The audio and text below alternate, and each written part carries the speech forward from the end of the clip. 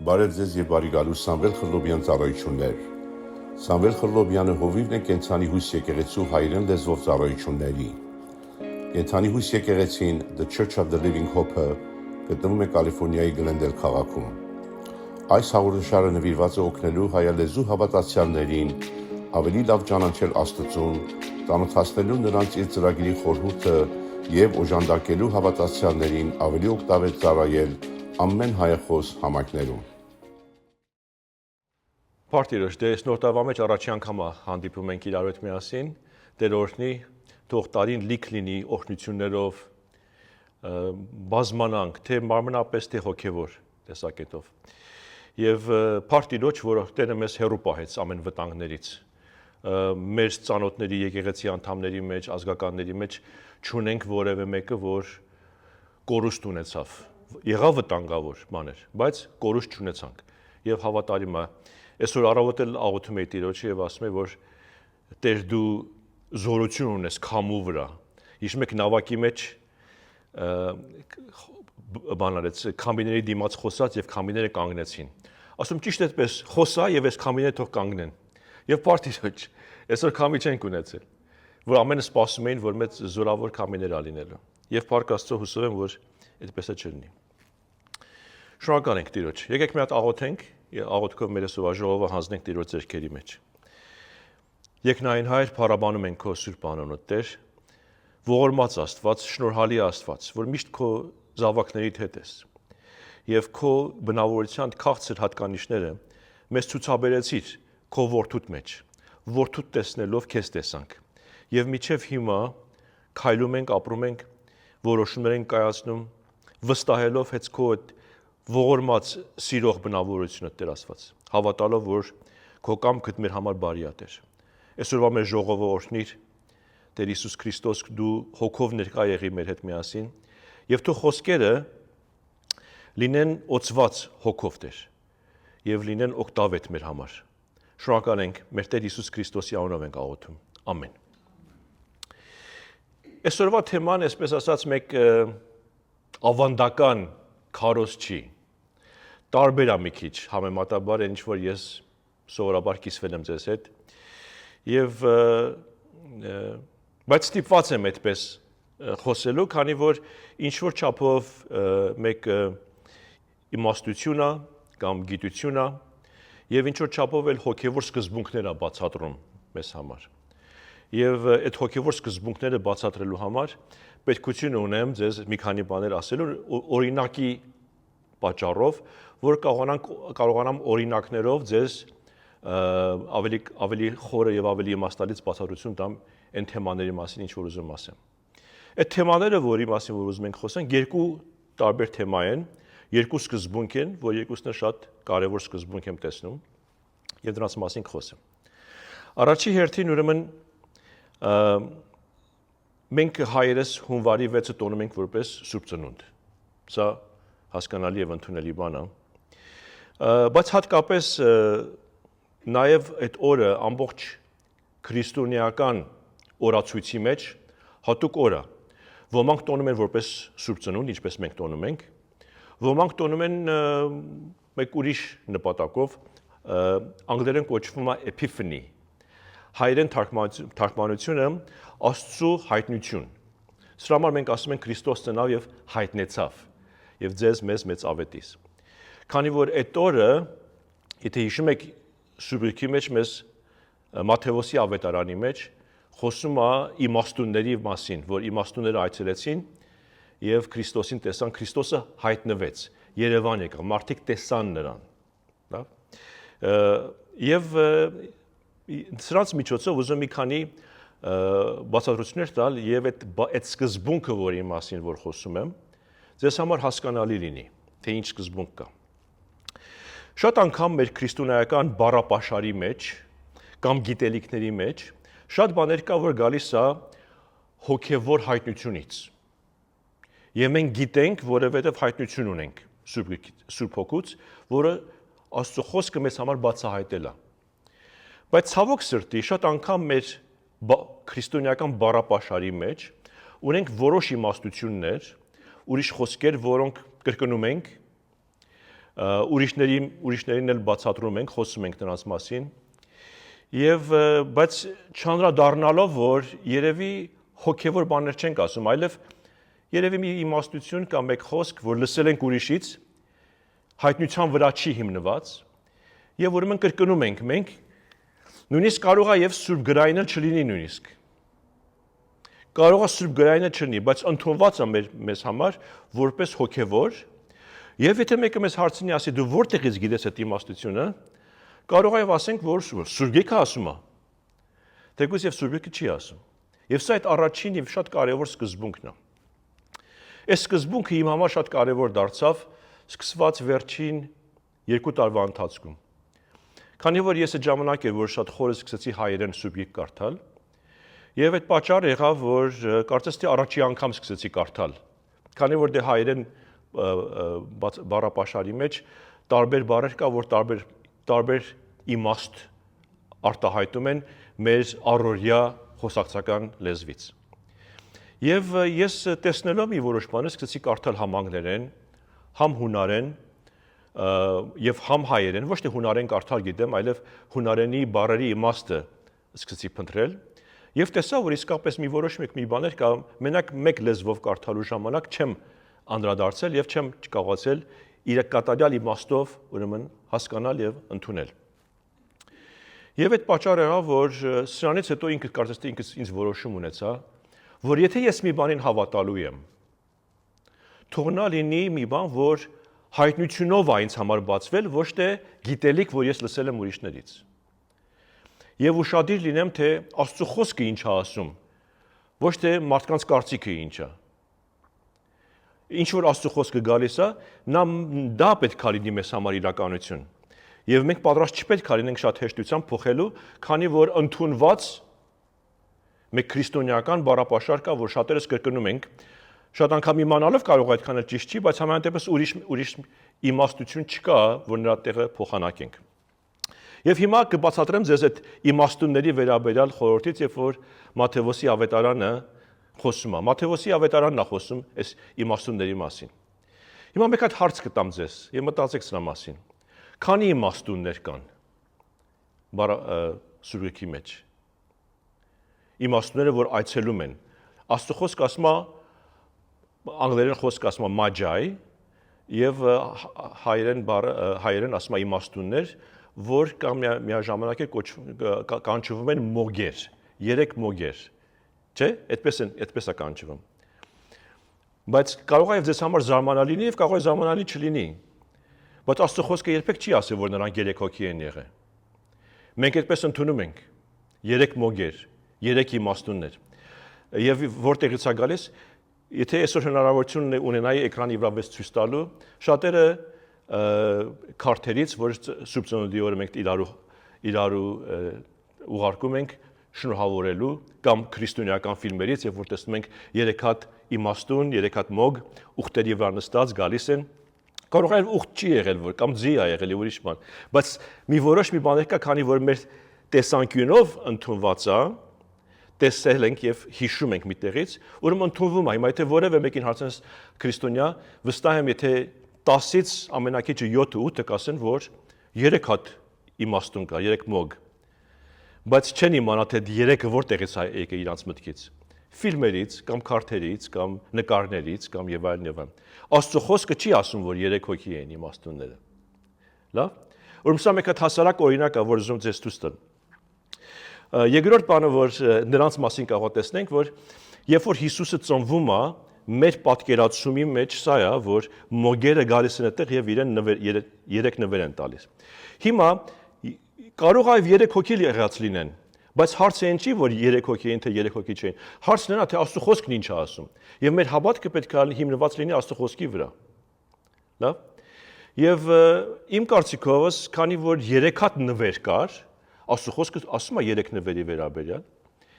ուրեմն կարող է այդ պատճառով էլ ընդունելի փաստ է մեզ համար, որ 3 հոգի էին եղել։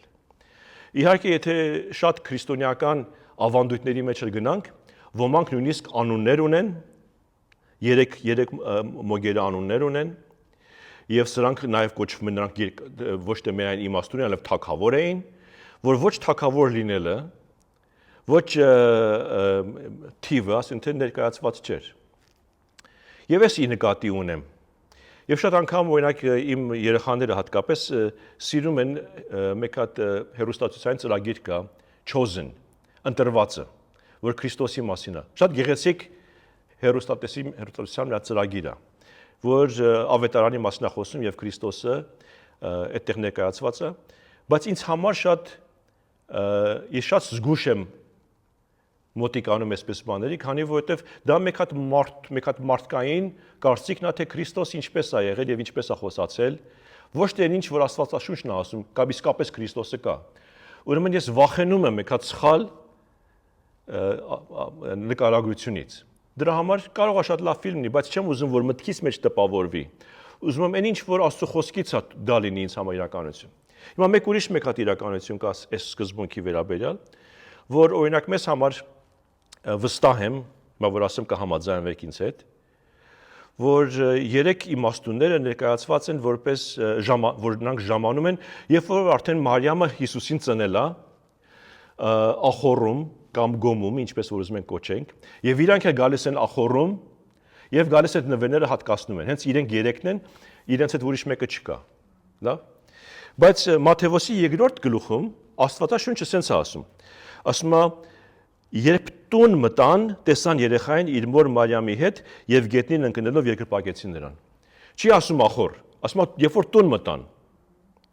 Քանի որ մեր մտքերի մեջ սա հենց այդ Հիսուսի ծնված ժամանակ նրանք ժամանեցին։ Բայց եթե մի քիչ ավելի խորը սկսենք խոսել սրա մասին, ավելի կպարզաբանվի մեզ համար, որ իրենք հենց այդ երեխան ծնվելու ժամանակ չէր, որ ժամանեցին, այլև արդեն երեխան ծնված էր եւ կարող է շաբաթներ եւ կարող է նույնիսկ ամիսներ անցած լիներ, եթե ոչ ավելի, որ նրանք ժամանել են եւ երեխային տեսել են։ Քանի որ օրենքի համաձայն էլ պետք է երեխան իր 40 օրը մաքրման պետք է անցկացներ, հետո նոր ներկայացվեր որևէ ուրիշ անձնավորության բացի իր մորից։ Սա ընդունված մի բան չէր հրեական ժողովուրդների մեջ կամ բոլոր հին ժողովուրդների մեջ, որ երեխան նոր ծնվի եւ օտար ազգի մարդիկ գան եւ մտնեն այդ երեխայի մոտ։ Սա ընդունված մեկ մի բան չէր։ Բայց Աստծո խոսքը մենք տեսնում ենք, ասում է, երբ որ տուն մտան։ Հետաքրքիր է, որ Աստծո խոսքը ասում է տուն, բայց մենք ամեն տեղ նկարագրությունների մեջ տեսնում ենք, որ նրանք ախորի մեջ են։ Չէ, առաջ որ գալիս երբ մտնում են երեխային բերում են, որ գալիս են երեխային տեսնեն, տան մեջ են տեսնում։ Այո, Մարիամը ախորի մեջ է ծնվել, դրան կասկած չկա, որ նա ախորի մեջ է ծնվել, Աստծո խոսքը ասում է։ Բայց մենք խոսում ենք հիմա իմաստունների վերաբերյալ, իմաստունները երբ որ հանդիպեցին, ախորում չէր, այսինքն ուզում եմ ասել, մի որոշ ժամանակ հետո էր, ծնված ժամանակը չէր։ Եվ ինչքան հետաքրքիր է Աստծո խոսքը այդպես ուրեմն տեսնենք։ Հիմա Աստծո խոսքը նաև սրանց համար ասում է, որ նրանք արևելքից եկան։ Ուրեմն Հուդայից արևելք, ուրեմն պետք է մենք ուրեմն գնանք կամ Սիրիայի մեջ մտնել, կամ Սիրիայից ավելի հեռու պետք է գնանք Պարսկաստան, ուրեմն կամ կարող է Սիրիայից էին եկել, կամ կարող է Պարսկաստանից էին եկել այս անձնավորությունները, հրյա չէին, դա պարզ էր։ Բայց ինչ ազգ էին, դա շատ հետաքրքիր է։ Եվ եթե այդ երկրներից են եկել, ամենակիչը 700-ից 8 մինչև 900 մղոն ճանապարհ են անցել։ Այդքան հեշտ չի, այդքան հատկապես այն ժամանակներում, որ մեքենաներ չկա, օդանավեր չկան եւ այլն, նրանք այդ ժամանակին հասնեին։ Եվ ուրեմն շատ տեսնում ենք, որ այդ նկարագրությունը ուրեմն պետք է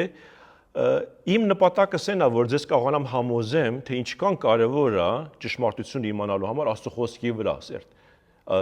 հիմնվել, Աստծո խոսքը կարդալ։ Եվ մի բառ իրենց անունի վերաբերյալ Աստծո խոսքը ասում է իմաստուններ։ Եվ ինչպես ասացի, անգլերեն ասում է magi։ Հիմա անգլերեն բառը magi գալիս է հունարեն բառից, եւ այդ հունարեն բառն էլ գալիս է պարսկերեն բառից, որ մեգուս ասում բառը, իրենց այդպես են կոչել։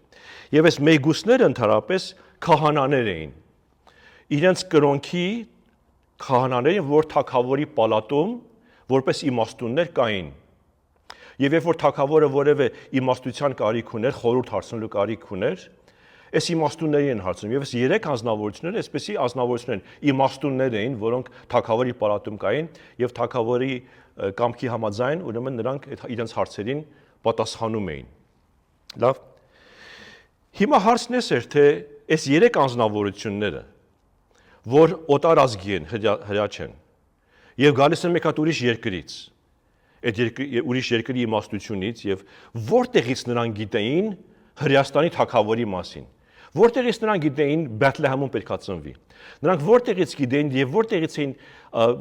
իրենց համար առիթ հանդիսացել, որ մտածեն սրա մասին, աղոթեն սրա մասին, ով էր իրենց հայտնել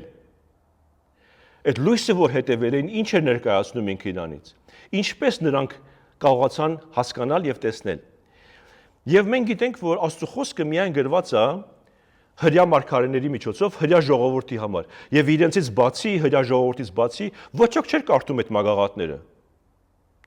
Ոչ մեկի ձեռքը չէր հասնում։ Բայց մենք գիտենք մի բան, եւ էսա իմ հոգեվոր մտածելակերպի մեջ, նորից 100% վստահ չեմ, բայց կարող եմ ասեմ, թե ժամանել մեկ հասկացողության, որովհետև գիտեմ, որ միակ տեղը, որ Աստծո խոսքը տարվել է միասին, Պարսկաստանն է։ Երբ որ Նաբուքեդնեզար թագավորը, երբ որ Բաբելոնցի, երբ որ հրյա ետասարտներին իմաստուններին վերցրեց տարավ իր հետ միասին Բաբելոն, վերջը դա դարձավ պարսկական կայսրություն, ինչպես Դանիելը մենք գիտենք, որ Պարսկաստանում կարդում էր հրյա մագաղատները եւ ինքը շատ լավ կարդալով օրինակ Երեմիայի մարգարությունները եւ այլն, ինքը շատ լավ գիտեր, թե մեկ օր փրկիչը ծնվելու է։ Եվ ինքը նույնիսկ քանակը տարին գիտեր եւ մարգարեություն անելով ամենակատարյալ ժամանակաշրջանը ցույց տվեց, որ թե Քրիստոսը որ թվին է ծնվելու։ Եվ մենք այդ իմանալու համար մենք գիտենք Դանիելի 9-րդ գլխում 24-ից 27 համարների մեջ բարձ գրված է։ Այսինքն դրանից դուրս միայն Պարսկաստանում կար այս իմաստություն եւ թագավորի պալատում, եթե որևէ իմաստություն Դանիելի նման, որ Դանիելը հենց ինքն էլ այդ իմաստուններից էր պալատում։ Այսինքն եթե Դանիելը անունով իր ծառայության անունը կոչեինք, նա էլ պետք է կոչվեր Մաջայ կամ Մեգուշ, ինչպես որ նրանք էին ասում։ Եվ նրանց ամեն խոսացածը, ամեն որոշումը, ամեն ինչ որ թագավորը կայացնում էր, կամ իր խոսակցությունները արքայի իր իմաստուն հետ, բոլորը գրի էր առնվում։ Եվ սրանք թագավորական ուրեմն գրադարաններում պահվում էր։ Աստծո խոսքի մեջ ասում է մեզ, երբ որ փնտրում են տեսնեն Դարիուշ թագավորը ինչ էր ասել հրյաների վերաբերյալ, գնում են կարդում են եւ տեսնում են իսկապես ինչ էր գրել եւ դրա համեմատ վերաբերվում են հրյաներից, նրանց բաց թողելով, քանի որ նրանք ուղարկված էին պաշտպանության ներքո։ Լավ, ուրեմն սրա համար ես ինչ որ չափով կասկածում եմ, որ նրանք պետք է որ լինեին Պարսկաստանից եկած։ Եվ ուրիշ բաներ ունեմ մտքիս մեջ ավելի դա հաստատելու համար։ Իմաստունները առաջնորդվում էին փնտրելու հրյաների թագավորին։ Բեթլեհեմի աստղը, ասում են այդ աստղը, իրենք կոչում են այդ աստղը Բեթլեհեմի աստղը։ Որտեղից գիտեին Բեթլեհեմի այդ մարգարեությունները, որ Բեթլեհեմում պետքա ծնվի։ Հրյա քահանաները գիտեին միայն այդ բաները։ Ուրեմն պետք է որ իրենք էլ կարդացած, փնտրած, աղոթած, քանի որ ուզում էին գտնել, հասկանան։ Եվ իրենց այնքան էր հետաքրվել, որ իրենց համար Աստված բացել էր, լույս էր տվել իրենց համար, որ կարողանան հասկանան։ Հետաքրքիր մի բան է, որ մենք եթե չուսումնասիրենք, միայն դա կլինի մեր տոնական օրերի նկարներ եւ այլն եւ որևէ ձև հոգեվոր իմաստություն չի կարող ծառայել մեզ համար։ Բայց նրանց մեջ շատ զորավոր հոգեվոր իմաստ կա, որ վերջի վերջո ուրեմն կժառանգենք։ Ինչի եմ ասում նաև Պարսկաստան, որովհետև մեկ ուրիշ մի հատ անձնավորություն, որ գիտեր մարգարե էր եւ մարգարեություն էր արել Հիսուսի ծննդյան վերաբերյալ, սա նաև Բաղամն էր։ Մենք ունենք 5 տակարանում Բաղամ անձնավորություն, որ թվոց գրքի մեջ է գրած իր մասին, եւ Բաղամը այսպեսի մի հատ մարգարեություն անում։ Ասում է. տեսնում եմ նրան, բայց ոչ հիմա։ Մարգարեություն անում։ Ասում է տեսնում եմ նրան, խոսում է փրկիչի վերաբերյալ, բայց ոչ հիմա։ Այսինքն տեսնում էր, տեսիլք ուներ, բայց հիմա չի որ կատարվելու է, մի որոշ ժամանակ հետո է կատարվելու։ Զննում եմ նրան, բայց ոչ մոտից։ Զննում եմ նրան, թե նա ով է եւ ինչ է եւ այլն, բայց մոտիկից չէ, հեռու մեկ հատ երկրում անա լինելու։ այդտեղից որ բաղամն էր մարգայացնում։ Մի աստղ է ծագում Հակոբից։ Մի գավազան է բարձրանում Իսրայելից։ Արդեն բաղամը ասում է մի աստղ էր ծագում եւ խոսում էր փրկիչի վերաբերյալ։ Ուրեմն մենք կարող ենք տեսնել, որ Աստված նրանք, ովքեր նրանց սրտերը փնտրում էին, ինչ որ ձևով բացահայտում էր եւ բացում էր եւ շատ հետաքրքիր ձևով ներկայացնում էր եւ կարող ենք կամաց գուշակել, թե ինչպես էին այս երեք իմաստունները կամ չասեմ երեք, քանի որ սխալ բառ եմ ասում, իմաստունները, ասում թեկուզ եւ կարող է 3 լինեին։ Բայց իմաստունները, այսպես ասենք, գուշակել եւ իմացել այս աստղի վերաբերյալ։ Հիմա ինչ է ներկայացնում աստղը։ Աստղի իմաստը ինչ ասում է, աստղի լույսը փայլում էր, ասում է հրյա ժողովրդի, հրյաների թագավորի աստղը փայլում էր, մենք նրան հետևեցինք եւ եկավ այստեղ ուրեմն բերեց։ Կոնկրետ Բեթլեհեմի աստղը ինչ էր։ Տեքստում աստղ թարգմանված հունարեն բառը աստեր բառն է, որը սովորական բառ է աստղի համար։ Կան երկնային մարմին եւ երկնային մարմինների համար։ Այն ինչ որ երկնային է, տիեզերական է, նաեւ հունարեն բառարանի մեջ աստղ է կոչվում։ Այդ բառն է կոչվում, որ համեմատելի է աստղի հետ։ Նոր կտակարանում այս բառը գործածվել է 24 անգամ եւ շատ դեպքերում այն վերաբերվում է երկնային մարմիններին։ Այն կարող է օգտագործվել հրեշտակներին մատնանշելու համար, ինչպես հայտնության 12-ում։ Շատ անգամ աստղերը նաև օգտագործվում է, այդ բառը օգտագործվում է հրեշտակ նկարագրելու վերաբերյալ։ Եվ մենք այստեղ մեկ հատ կոնֆերանս ունեցանք, դուք ով մասնակցել եք կհիշեք, որ ես այդ հարցը տվեցի Հյուրասին, պրոֆեսոր Հյուրասին, նա աստղաբան է, ամերիկացի աստղաբան է մեկ հատ, բայց միաժամանակ քրիստոնյա եւ լրիվ քրիստոնեական գաղտնիքները գիտական ձևով բացահայտում է։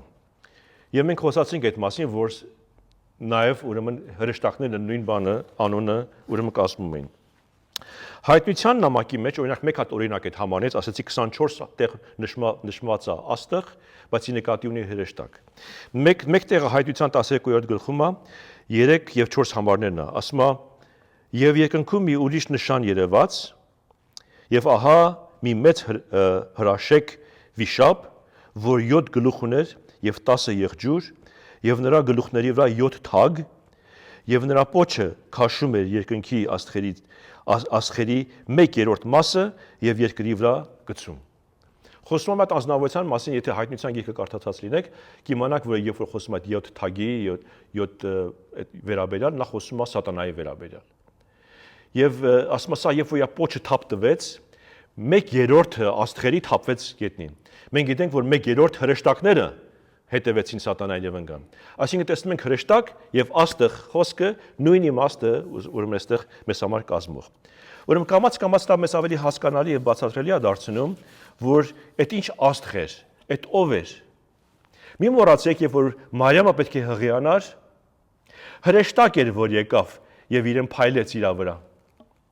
Եվ ասեց, որ դու 1 տարի հետո միջև հիմա երեխայով պետք է լինես եւ հրճակեց Հիսուսի ծնծան վերաբերյալ։ Հետո մեկ մի բան, որ նորից մեզ համար էլի այդ նույն սկզբունքը բացատրելու վերաբերյալ։ Մենք նորից ֆիլմերի մեջ կամ քարտերի մեջ տեսնում ենք, որ բոլոր, ասենք թե Հիսուսը, Հովսեփը եւ Մարիամը, հովիվները կամ ասենք թե մոգերը, որ բոլորը կան, միաժամանակ նկարված է, որ աստղը վերևում կանգնած է։ Բայց Աստծո խոսքը երբեք չի ասում, որ աստղը բացի իմաստուններից ուրիշ մեկը տեսավ։ Եվ ես կարծում եմ ոչ մեկն էլ չէր տեսել։ Եթե նախ տեսած լինեին, Աստծո խոսքը կասեր, որ նրանք բոլորը այդ աստղը տեսան։ Միայն մոգերն է, որ տեսել էին այդ աստղը։ Եվ փաստերից մեկը սա է, եթե թագավորը Հրեաստանի թագավորը այդ ժամանակ, երբ որ եթե ուզում էր իսկապես սպաներ, որ ուզում էր սպաներ Հիսուսին, չէր ասի մոգերին գնացեք դու տեղը գտեք։ Ինքը արդեն աստղը տեսնելով իր զինվորներին կուղարկեր կասեր, որ աստղը որ գնում է գնացեք այդտեղ երեխային կգտնեք։ Բայց մենակ մոգերը տեսնում են այդ աստղը, մենակ մոգերը կարող էին գնալ։ Այդ հայտնությունը, այդ բացառիկ իրավունքը, Այդ օրհնությունը միայն նրանց էր տված, որքեւոր փնտրում էին Հիսուսին։ Ով որ չէին փնտրում, չէին կարող տեսնել։ Սա մեկ հատ հոգևոր իրականություն է։ Բեթլեհեմի աստղը միայն հայտնվեց եւ տեսանելի էր մոգերին, սա ցույց է տալիս, որ սա սովորական աստղ չէր։ Հակառակ դեպքում Հերովդես թագավորը կարող էր տեսնել եւ հետևել։ Ինչ որ ձեզ արդեն ասեցի։ Բայց բացի այդ տիեզերական երևույթները սովորաբար շարժվում են արևելքից արևմուտք։ Շատ անգամ հերոստացույցի վրա ցույց են տալիս ամբողջ երկինքը, երբ որ լիքը աստղեր կա։ Եվ եթե չգիտեմ տեսել եք թե չէ, շատ անգամ ֆիլմը արագացնում են, որ այդ ամբողջ այդ պտույտը աստղերի տեսնեք։ Ինչպես ասի գիշերը ցերեկ դարձավ։ Եվ տեսնում ես այդ ամբողջ երեկոյան տիեզերքը, ամբողջ այդ աստղերը տեսնում ես բոլոր ինչպես շարժվում են։ Եվ եթե տեսել եք կիմանաք, որ միշտ արևմուտքից արևելք են շարժվում, քանի որ երկրագունդը այդպես է պատտվում։ Ոչ մի անգամ աստղը արևելքից արևմուտք չի գալիս։ Աստղերը արևմուտքից արևելք են գնում։ Հիմա սրանք տեսել են մեկ հատ աստղ, որ արևելքից արևմուտք է գալիս։ Եվ գալիս է ուղիղ գալիս է Երուսաղեմ, քանի որ նա ստանում է Երուսաղեմ թագավորի մոտ, հետո հյուսիսից միանգամից ուղիղ հարավ է իջնում, որտեղ Բեթլեհեմն է։ Լրիվ հակառակ տիեզերական օրենքների։ Այսինքն նա չի կարող պատահի աստղ լինել։ Եվ գալիս է եւ կանգնում է, չի շարժվում։ Ինչպես կարող ամբողջ որ երկրագունդը պատտվում է եւ աստղերը ամբողջ տեսանելի է ինչպես են պատտվում, եւ սա այս աստղը կանգնած է եւ չի շարժվում։ Մի մոռացեք, որ հրեշտակ էր նաեւ եկավ հովիվների մոտ եւ ասեց, որ ծնվել է, գնացեք տեսեք։ Հետո բարձրացան վերև, կկարդանք համարը։ Ի վերջո նրանք հայտնվեցին նաև հովիվներին։ Ղուկասի ավետարանի մեջ Ղուկասը հիմա գրել է այս նույն ժամանակաշրջանի մասին, բայց Ղուկասը գրել է ավելի հովիվների հանդիպման ժամանակ, բայց ոչ թե իմաստունների ժամանակ։ Միաժամանակ մենք պետք է մեզ հարց տանք, թե ինչու են նրանք կոչվում իմաստուններ։ Մաջայ եւ կամ մոգը քահանա էր նշանակում։ Ինչու Աստծո խոսքը սրանց ասում է իմաստուն։ Դրան է կհասնենք, բայց Ղուկասի ավետարանը ասում է երկրորդ գլխում 8-րդ համարից այնտեղ դաշտում մնացող հովիվներ կային, որոնք գիշերը իրենց հոտերն էին պահում, եւ ահա Տիրոջ հրեշտակը նրանց առաջ կանգնեց, Տիրոջ փառքը ծագեց նրա շուրջը եւ մեծ վախ ապրեցին։ Տեսնում եք, որ հրեշտակը գալիս եւ հովիվները վախենում են։ Եվ հրեշտակը նրանց ասաց. «Մի վախեցեք, որովհետև ահա ձեզ մոտ ուրախություն եմ ավետում, որ ամբողջ ժողովուրդներինն է լինելու»։ Այդ ուրախությունը ամբողջ ժողովուրդներին է լինելու։ «Այսօր Դավիթի քաղաքում ձեզ համար փրկիչ ծնվեց,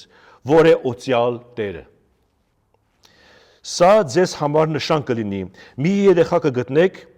խանձարուրով փաթաթված ու մսուրի մեջ դրված»։ Սա ապացույցն է, որ նա ախորի մեջ ծնվեց։ Եվ հանկարծ այն հրեշտակի հետ հայտնվեցին երկնավոր զորքի մի բազմություն,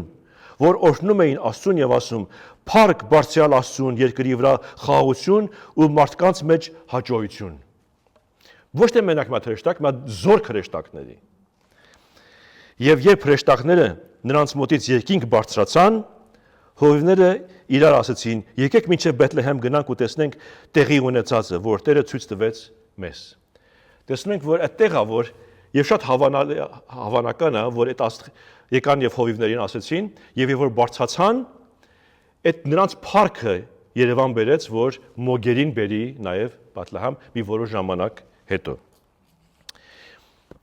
Հետաքրքիր է, երբ որ Աստծո խոսքը ուշադրությամբ սերտում ենք եւ մեկ բառեր են գտնում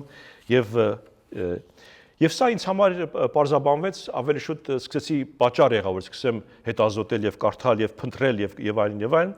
եւ որ կարդում էի Մատթեոսի ավետարանը եւ կարդացի իմաստունների վերաբերյալ եւ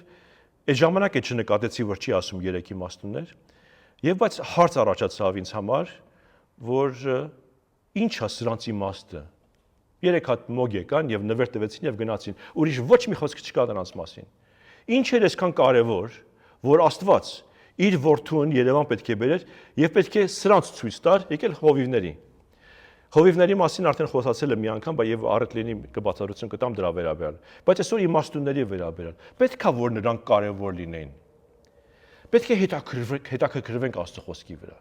Փնտրենք, կարդանք, ինչու համար, քանի հոգի։ Եվ այդպես այսպես կարդալով, փնտրելով, վերջի վերջո ժամանում ենք այս տեղերին, որ սա դարձել է մեզ համար իմաստություն։ Նախ առաջի երթին այս իմաստունները, մոգը նշանակում է իմաստուն։ Այդ բառը նշանակում է իմաստուն։ Որտեղից նրանց այդ իմաստությունը։ Սա մեկ ուրիշ հարցն է։ Նրանք հետևում էին լույսին։ Հիմա եկան եւ 3 հատ նվեր տվեցին։ Ուրեմն ինչ էր նրանց իմաստը։ Իմաստը սա էր, որ ինչ որ ձևով Աստծո խոսքից նրանց համար հայտնի էր դարձել, որ մի օր Բեթլեհեմում փրկիչ է ծնվելու։ Եվ այս մարդկանց հետաքրքրվեց։ Փրկիչ է ծնվելու։ Նա փրկելու է իր ժողովրդին։ Ես կարծում եմ, եթե ես էլ նրանցից մեկը լինեի, այս ժամանակ, այս իրավիճակով նախանց կառաջանար մեջս։ Մի օր փրկիչ է ծնվելու եւ նա իր ժողովրդին է փրկելու։ Բայց ես էլ եմ ուզում փրկվեմ։ Ինչու ես հեռու լինեմ այդ փրկությունից։ Ես էլ եմ այդպես թակավոր ուզում։ Հա։ Եվ ասման նվերները Հիսուսին են թե եւ հետևում էին լույսին եւ այդ պատճառով այդ լույսին փնտրելը սա ցույց է տալիս, որ նրանք փնտրում էին, լույսն էին փնտրում։ Աստծո իմաստությունն էին փնտրում։ Եվ որևէ մեկը, որ փնտրի կգտնի Հիսուսի խոսքի համաձայն։ Ով որ թակի իր համար կբացվի։ Կապ չունի ինչ ազգից էին, որտեղից էին, ինչ էին։ Սրանք ներկայացնում էին առաջին անգամ Հուդայի թագավորը, Իսրայելի թագավորը Երևան եկավ ոչ հրյաներին, հեթանոսներին։ Հեթանոսներ են, որ տեսան իրեն, ոչ թե հրյաները։ Հրյաները մերժեցին, հեթանոսները ընդունեցին։ Եվ սրանք ներկայացնում են մեզ, որ եթե մենք փնտրենք Հիսուսին, թեկուզ նա մերը չի, կդառնա մերը։ Թեկուզ նա մեր փրկիչը չի, բայց կդառնա մեր փրկիչը։ Թեկուզ նա մեր թագավորը չի, բայց կլինի մեր թագավորը։ Եվ սա շատ կարևոր թեմա է մեզ համար հասկանալու։ Այդ 3 եւ սրանք բացի այդ 3 վկայություն ունեին։ Ինչն էր վկայությունը, նվերները, որ բերեցին։ Առաջի հերթին բերեցին ոսկի, երկրորդ հերթին բերեցին խունկ եւ երրորդ հերթին սա կոչվում է զմուրս։ Եվ ինչ է սրանց իմաստը։ Սրանց մասին չեն կարդում։ Ինչ եղավ այդ նվերները Հիսուսի համար էին, թե Հովսեփի եւ Մարիամի համար էին։ Չգիտենք, այդ նվերները բերեցին։ Բայց սա ինչպես ասեցի, սա ավելի շուտ նվերներ չէր, այլև նրանց համար թե ով է լինելու այս անձնավորությունը, վկայություն էր։ Քանի որ ոսկին Աստծո խոսքի մեջ նշանակում է Աստծո բնույթ, աստվածային բնույթ ունենալ։ Երկրորդ հերթին կնդրուկ, որից խունկ են սարքում, կնդրուկը նա վառվում է որպես բարեհաճո հոտ, որ բարձրանա երկինք։ Այսինքն սա լինելու համար անձնավորություն համ աստվածային բնույթ է ունենալու, համ իր կյանքը հաճո է լինելու իր հոր համար։ Եվ երրորդը զմուրս։ Զմուրսը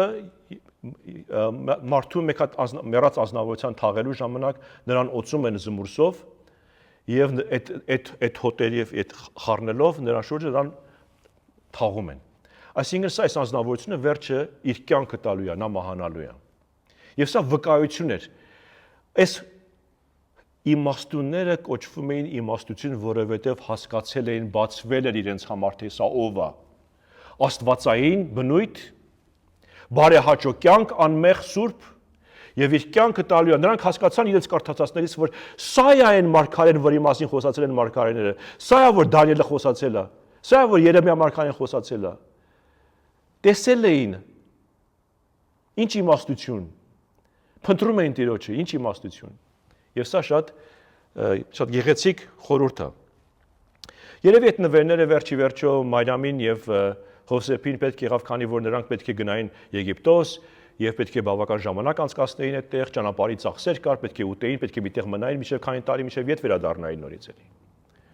Երևի, չգիտենք, բայց ինչ որ չափով դրանց մասին էլ չի գրվում։ եւ այդ պատճառով մենք տեսնում ենք, որ սա վկայություն է եւ ոչ թե ֆիզիկական բնույթ։ Մոգերը ներկայացնում են ոչ հրեական աշխարհը, որը գալիս է երկրպագելու Հիսուսին, նոր թագավորին։ Ամենակարևոր բանը, ամենակարևոր հատկանիշը, որ այս երեք անձնավորություններ ունեն, որ իրենց դարձնում է շատ հատուկ, իրանք գիտեին, որ սա հրեաների փրկիչն է, եւ իրենք գիտեին, որ հրեաների թագավորն է։ Բայց իրենց ոչ այդ երկար ճանապարհը 900 մղոն գնալը, ոչ ճանապարհի ցավերը, ոչ ճանապարհի վտանգները, որ կարող գողեր եւ ավազակներ հարձակվեն իրանց վրա, դա չէր հետաքրում։ Իրանց հետաքրում էր իրենք եկել էին երկրպագելու եւ պաշտելու մի հատ թագավոր, որ իրենց թագավորը չէր։ Բայց եթե գային պաշտեին, այսինքն մենք ընտրել ենք, որ դու լինես իմ թագավորս։ Մեր քրիստոնեական կյանքի մեջ, սիրելի քույրեր եւ եղբայրներ, մեր քրիստոնեական կյանքի մեջ, այո, մենք Հիսուսի արյունով մեր մեղքերը ներվել է։ Այո, մենք փրկություն ունենք իրանից, դրանով ոչ մի կասկած։ Քանի որ մենք ընտրել ենք իրեն, որ նա լինի մեր փրկիչը, մեր անձնական փրկիչը։ Բայց նաև մեր կյանքի մեջ մենք շատ անգամ իրավունք ենք տալիս շատ ուրիշ մի բաների, կամ մենք մեզ, եւ ընտրում ենք, թե ինչն է իշխանություն ունենալու մեր վրա։ Հավատացյալը կոչվում է իմաստուն Աստծո կողմից, եւ որ ինքը պաշտում է ճշմարիտ թագավորին։ Նա ընտրում է իր կյանքի մեջ, ինչպես մյուս քրիստոնյաներն էին անում, մահանալուց առաջ ասում էին Քրիստոսն է իմ թագավորս։ Քրիստոսը հրեաների թագավորն էր, եւ այդպես է խաչի վրա գրվեց հրեաների թագավոր։ Բայց եթե այսօր ես ու դու իրան ընտրում ենք, որ նա լինի իմ կյանքից թագավորը, նա լինում է Տեր եւ թագավոր իմ կյանքի, եւ ես դառնում եմ իր թագավորության մասնակից անդամը, քաղաքացին։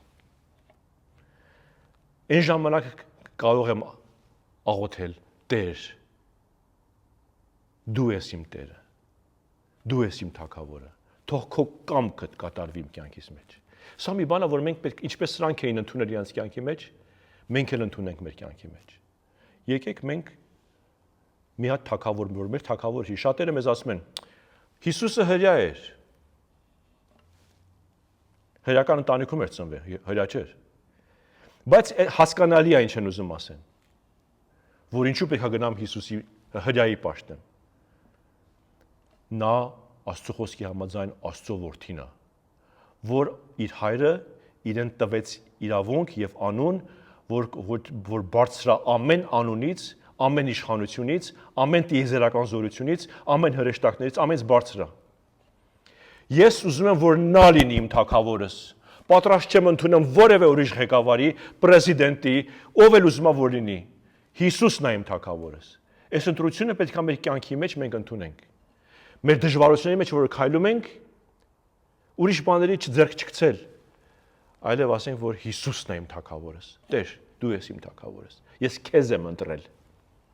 Իշխանությունը քեզ է պատկանում։ Իմ կյանքս քեզ է պատկանում։ Ամեն։ Եվ սրանք այդ սկզբունքներն էր, ուզում եմ ձեզ համար բացատրել եւ օգտվեցի ես Մոգերի պատմությունից, որ կարողանանք տեսնել, թե առաջի հերթին ինչքան կարեւոր է, որ իսկապես Աստծո խոսքը մենք տեսնենք, ոչ թե ընդունենք որպես կրոնք եւ իրականություն, որ քանի որ այս ինչ մարդը սենց ասեց, կամ այն ինչ Տեր հայրը այնպես ասեց, կամ այն ինչ քարոզիչը այսպես ասեց, ոչ, այլև Աստված իր լույսը գցեց եւ Երևան բերեց ինքը իրեն մեզ առաջի հերթին։ Եվ երկրորդ հերթին